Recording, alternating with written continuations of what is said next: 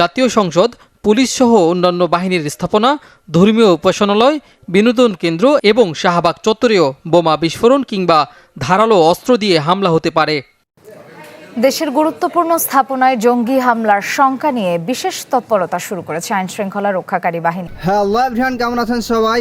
সত্যের সন্ধানে জনগণের সঙ্গে ইনসাইড 24 বাংলার আরও একটি নতুন এপিসোডে আপনাদের সবাইকে স্বাগতম। সো গাইস, আজকে যে বিষয়টা নিয়ে আলোচনা করব সেটা হচ্ছে যে রিসেন্টলি একটা খবর বাংলাদেশকে আতঙ্কিত করে তুলেছে। বাংলাদেশের মানুষ আতঙ্কিত হয়ে গিয়েছে, আর সেটা হচ্ছে যে বাংলাদেশের যে সংসদ ভবন আছে, সংসদ ভবন সহ বাংলাদেশের যে বাহিনী আছে তাদের স্থাপনা সহ বাংলাদেশের বিভিন্ন গুরুত্বপূর্ণ স্থানে হামলা হতে পারে এমন তথ্য জানিয়েছে পুলিশ।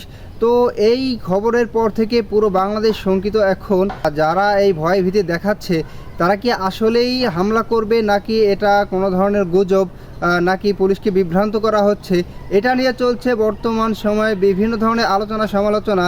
এবং আমরা জানি যে বাংলাদেশের বর্তমান সময় বিশেষ করে রাজনৈতিক প্রেক্ষাপট অনেক খারাপ, এবং বাংলাদেশের যে সরকারি দল, বিরোধী দল, তাদের মধ্যে অনেক সময় আমরা দেখেছি রিসেন্টলি যে তাদের নিজেদের মাঝে বা বাংলাদেশের যে সরকারি দল বা বিরোধী দল তাদের মাঝে অনেক সময় সংঘর্ষ হচ্ছে।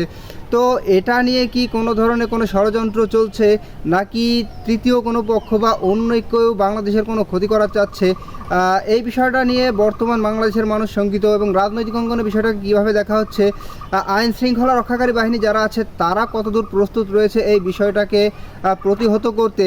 তা যদি এরকম কিছু সত্যি ঘটে, আসলেই যদি এরকম কোনো ঘটনা ঘটে, তাহলে বাংলাদেশ পুলিশ সহ অন্যান্য যেই আইন শৃঙ্খলা রক্ষাকারী বাহিনী যারা আছে তারা কি এটাকে সামাল দিতে পারবে, নাকি বাংলাদেশের মানুষ এই মানে আশঙ্কার ভিতরেই থাকবে? অনেক শঙ্কিত বাংলাদেশের মানুষ। এবং যদি সত্যি এরকম কোনো ঘটনা ঘটে তাহলে বিপুল পরিমাণের ক্ষয়ক্ষতি হবে জানমালের, এটা সবাই জানে। তো এই বিষয়টা নিয়ে চলছে বর্তমান সময়ে বিভিন্ন ধরনের আলোচনা সমালোচনা, কারা এই হুমকি ধামকি দিচ্ছে এবং কারা এই হামলা চালাতে চায়। সো গাইস, কথা না বাড়ি চলে যাব আমরা সরাসরি স্ক্রিন, এবং বিস্তারিত থাকছে সম্পূর্ণ ভিডিও জুড়ে। সম্প্রতি নিষিদ্ধ ঘোষিত উগ্রবাদী সংগঠনের তৎপরতার স্পর্শকাতর তথ্য পায় পুলিশ। এরপর সতর্ক হয় বাহিনীটি। জঙ্গি হামলার শঙ্কায় গেল 23 এপ্রিল সদর দপ্তর থেকে দেশের বিভিন্ন ইউনিটে পাঠানো হয় সতর্কতামূলক চিঠি।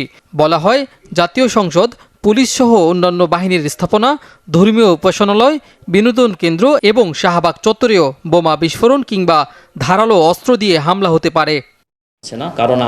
শনিবার চিঠির বিষয় নিয়ে কথা বলেন পুলিশের ঊর্ধ্বতনরা। ডিএমপির সন্ত্রাস বিরোধী ইউনিটের যুগ্ম কমিশনার জানান, সম্ভাব্য জঙ্গি হামলার শঙ্কা নিয়ে কাজ করছেন তারা। পাশাপাশি রাষ্ট্রীয় গুরুত্বপূর্ণ স্থাপনাগুলোতে বাড়ানো হয়েছে নিরাপত্তা। সাদা চোখে নিরাপত্তা দেখতে পাবে না, সাদা পোশাক, ইউনিফর্মে পোশাক দেখলে কি নিরাপত্তা দেখা যায়? আমাদের সিকিউরিটি প্ল্যানিং, আমরা সিকিউরিটি প্ল্যানিং অনুযায়ী অ্যাকর্ডিংলি যে স্থানগুলো এসেছে, তথ্য এসেছে, আমরা এই বিষয়ে কাজ করব। বিভিন্ন রকম নির্দেশনা আমাদের কাছে আছে, যে অনুযায়ী নির্দেশনা আছে, নির্দেশনার আলোকে আমরা সতর্কমূলক ব্যবস্থা গ্রহণ করে থাকি। যে কোনো গুরুত্বপূর্ণ প্রতিষ্ঠান বা কেপিআই যেগুলো আছে, এগুলোর বিষয়ে আমরা সবসময় সতর্ক, বিশেষ করে সতর্কমূলক ব্যবস্থা গ্রহণ করে থাকি।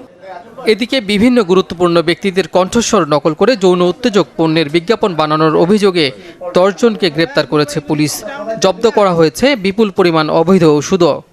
ডক্টর মিজানুর রহমান আজহারি সহ বিশিষ্ট ব্যক্তিদের নামে ভুয়া বিজ্ঞাপন তৈরি করে এবং যৌন উত্তেজক ওষুধ বিক্রি করে। আর চলমান এসএসসি পরীক্ষার প্রশ্নপত্র সংক্রান্ত প্রতারণার অভিযোগে 4 জনকে গ্রেপ্তার করেছে সিটিটিসি।